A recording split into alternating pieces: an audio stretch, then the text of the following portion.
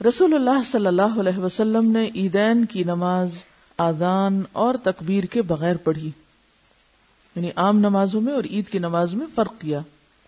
جابر بن عبداللہ رضی اللہ عنہ نے فرمایا، نماز عید کے لیے آذان ہے نہ تکبیر، یعنی نہ آذان ہے نہ تکبیر، نہ پکارنا ہے اور نہ کوئی اور آواز، یعنی کسی بھی قسم کا اعلان، جیسے صلاۃ الکسوف میں الصلاۃ جامعۃ، یا بارش کے دن گھروں پر نماز پڑھنے کے لیے صلوا فی رحالکم، یا فجر کی نماز میں الصلاۃ خیر من النوم کے الفاظ کا اضافہ عام اذان سے زیادہ۔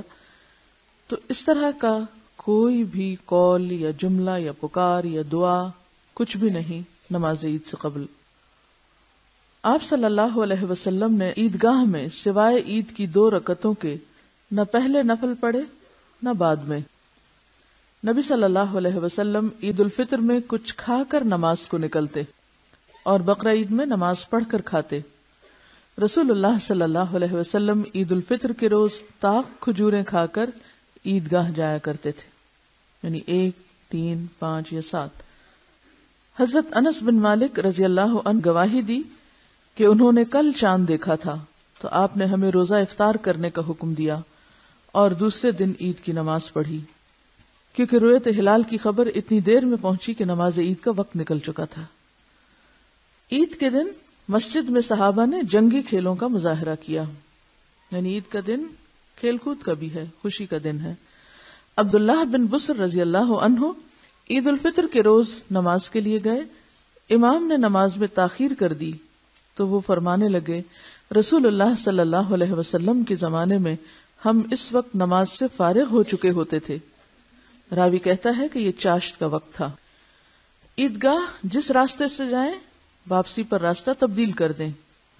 عیدگاہ میں عورتیں، حضرت ام عطیہ رضی اللہ عنہا کہتی ہیں کہ ہمیں حکم دیا گیا کہ ہم سب عورتوں کو، حتیٰ کہ حیض والیوں اور پردہ والیوں کو بھی، دونوں عیدوں میں گھروں سے نکالیں تاکہ وہ سب مسلمانوں کی جماعت یعنی نماز اور ان کی دعا میں حاضر ہوں۔ اور فرمایا حیض والیاں جائے نماز سے الگ رہیں، یعنی نماز نہیں پڑھیں یا صف میں نہ بیٹھیں بلکہ پیچھے ہٹ کے بیٹھیں، لیکن مسلمانوں کی دعاؤں اور تکبیروں میں شامل رہیں۔ تو اس سے بھی کیا پتہ چلتا ہے کہ حائضہ عورت ذکر کر سکتی ہے کہ نہیں؟ جی ہاں، دعا میں شریک ہو سکتی ہے، دعا مانگ سکتی ہے تاکہ اللہ کی رحمت اور بخشش سے حصہ پائیں۔ ایک عورت نے عرض کیا کہ اگر ہم میں سے کسی کے پاس چادر نہ ہو تو پھر وہ کیسے عیدگاہ میں جائے؟ فرمایا اس کو اس کی ساتھ والی عورت چادر اڑا دے۔ یہاں کون سی چادر مراد ہے؟ جلباب، جو گھر سے باہر نکلتے وقت عورت اوڑھے گی۔ یہ نہیں کہا کہ وہ بغیر چادر کے ہی چلی جائے، بلکہ وہ دوسری سے چادر یا تو ادھاری لے لے یا پھر اسی کی چادر میں گھس کے چلی جائے۔ رسول اللہ صلی اللہ علیہ وسلم صحابہ اور صحابیات کو، حتیٰ کہ حیض والی عورتوں کو بھی ساتھ لے کر عیدگاہ کی طرف جاتے۔ آپ کی عیدگاہ مسجد نبوی سے 1000 فٹ کے فاصلے پر تھی۔ یہ عیدگاہ البقیع کی طرف تھی، یعنی مسجد میں آپ نے نماز نہیں پڑھائی عید کی، بلکہ الگ کھلی جگہ پر، اور اس میں سب کو شریک ہونے کا حکم دیا، جس میں مرد، عورتیں، بچے سبھی شامل تھے۔ دیکھیں عید کی نماز تو ہے اجتماعی نماز، گھر میں پڑھنے والے نفل نہیں ہے عید کی نماز، ٹھیک ہے، کیونکہ نکلنے کے لیے کہا گیا نا۔ اور پھر ان عورتوں کو بھی نکلنے کے لیے اگر کہا گیا جنہیں نماز نہیں پڑھنا، تو پھر جن کو پڑھنا ہے ان کو تو نکلنا ہی ہے، اللہ یہ کہ گھر والے نہیں مانتے تو جھگڑا فساد نہ کریں، لیکن سنت یہی ہے اور ثابت سنت ہے، ٹھیک۔ اور اس سے مقصود دشمن پر مسلمانوں کی تعداد کا رعب ڈالنا بھی تھا۔